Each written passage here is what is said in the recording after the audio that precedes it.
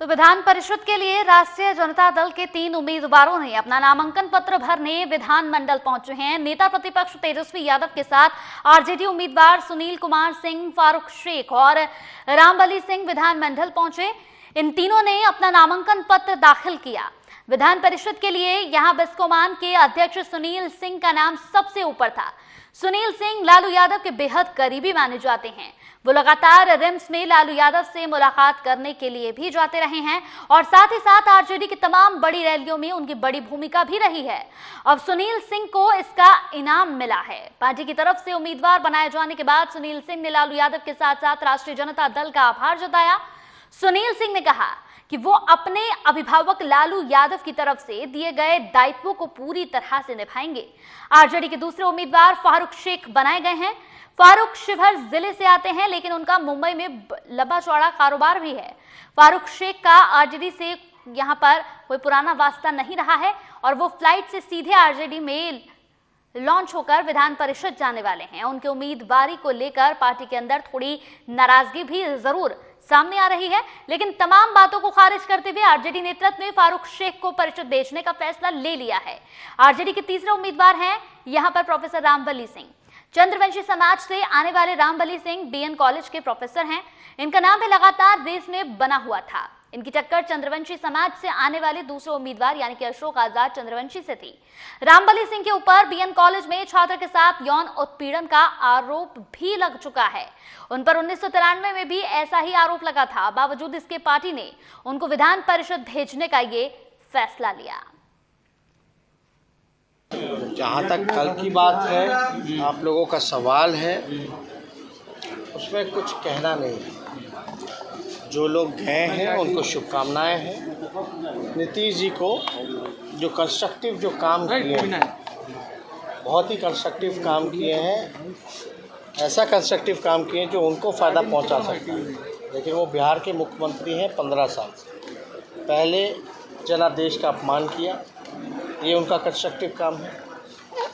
और जनादेश के अपमान करने के बाद और कल की जो प्रक्रिया रही है, मुख्यमंत्री जी का व्यक्तिगत भला हो सकता है, व्यक्तिगत भला हो सकता है, लेकिन बिहार के 12 करोड़ लोगों का भला नहीं होगा। इससे भला तब होता जब 15 साल के रहे मुख्यमंत्री बिहार से बेरोजगारी को मिटाते, पलायन को रोकते, इंडस्ट्री कारखाने लगवाते, अब क्राइम रेट को कंट्रोल करते, सीमा से जो लगा जो हमारा जो बांध का जो काम चल रहा था नेपाल और बिहार का, वो काम रुका पड़ा है।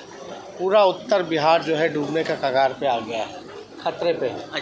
तो मुख्यमंत्री को काम 90 दिन के बाद, देखिए 90 दिन तक तो मुख्यमंत्री घर से नहीं निकल करके यही कंस्ट्रक्टिव काम कर रहे थे ना। उनको कोरोना में महामारी श्रमिकों का प्रॉब्लम सॉल्व करना चाहिए था, निकल के अस्पताल देखनी चाहिए थी, तो इसलिए नहीं निकल रहे थे, यही काम कर रहे थे। देखिए एक बात समझिए, चुनाव है, चुनाव के दौरान लोग आते हैं और जाते हैं। कोई भी ऐसा चुनाव ना हुआ हो, आप बता दो, जिसमें लोग आए हों और गए ना हो। ये तो चुनाव का मौसम है।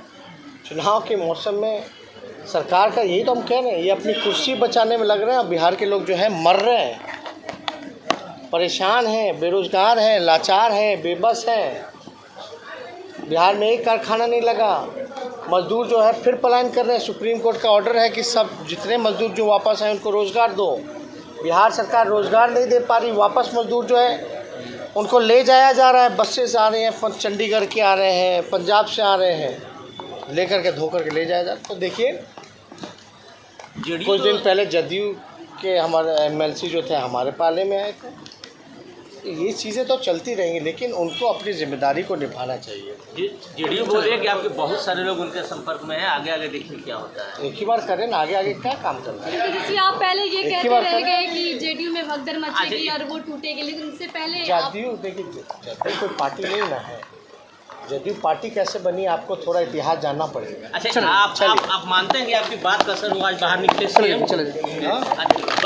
नहीं, तो देखिए बाहर निकले हैं, हम लोग तो पहले से कह रहे थे ढोल पीटने का काम करेंगे। हम लोग विपक्ष अगर आवाज़ को बुलंद नहीं करते, और इस आवाज़ को बुलंद करने में जो सहयोग बिहार की जनता का जो हम लोगों को मिला है, उन लोगों को धन्यवाद करते हैं। ये मुख्यमंत्री 90 दिन से बैठे रहेंगे। नीतीश कुमार जी के लिए यही संदेश होगा कि नीतीश जी, जनता नेता बनाती है, नेता जनता नहीं बनाता है, और जनता हमारे साथ है। सिर्फ राज है कि उनको पता चल गया है कि बिहार विधानसभा के चुनाव में हमारी हुकूमत नहीं बनने वाली है, तो कल हम विधान परिषद में भाजपा से पीछे न रह जाएं, इसलिए भारतीय जनता पार्टी से उनकी स्पर्धा है और उससे सीट बढ़ाने की संख्या में है। अब विपक्षी दल सवाल खड़े कर रहे हैं, किस रूप में पार्टी को देखते हैं सर? अगर मान लिया पार्टी तो हमारी सामाजिक न्याय और धर्मनिरपेक्षता के लिए शुरू से कटिबद्ध रही है और आगे भी कटिबद्ध रहेगी। और आदरणीय नेता हमारे लालू जी की जो विजन थी, दृष्टि थी कि कमजोर तबकों को, जो सामाजिक न्याय के अंतिम पौधान पर लोग हैं, उनको मुख्य धारा में जोड़ने का काम था, उसी दिशा में यह एक कदम है। अगर किसी के ऊपर कोई अगर बोल दे तो उसको आप उत्पीड़न मानते हैं? किसी से खड़ा करके किसी को करवाया जा सकता है, उसकी थोड़ा सा आप व्याख्या में जाइए। इसलिए ये बात बिना प्रमाण के, बिना साक्ष्य के, बिना इसके आरोप के तो पहले आप प्रमाणित नहीं कर सकते हैं। आरोप भी अगर लगता उसमें सच्चाई होती, आप जाके देखिए उस पटना विश्वविद्यालय में एक जांच समिति बनी थी, जांच समिति में उसने फर्जी पाया।